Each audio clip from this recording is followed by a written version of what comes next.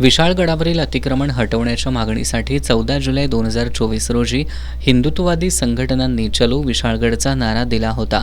यावेळी माजी खासदार संभाजीराजे छत्रपती यांच्यासह राज्यभरातील हजारो शिवभक्त विशाळगडाच्या पायथ्याशी एकत्र आले होते।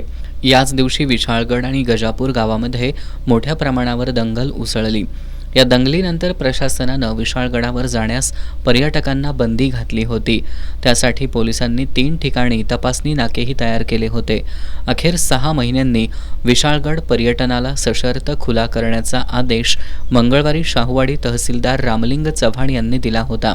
त्यानुसार आजपासून सकाळी 10 ते सायंकाळी 5 पर्यंत विशाळगडावर पर्यटन आणि दर्शनासाठीची परवानगी देण्यात आली आहे। पोलिसांनी विशाळगडाच्या पायथ्याशी नाकाबंदी केली होती। त्या ठिकाणी येणाऱ्या भाविक आणि पर्यटकांची तपासणी करूनच गडावर सोडण्यात येत होतं। मात्र अजूनही विशाळगडवासीय भीतीच्या छायेत असल्याचं चित्र होतं।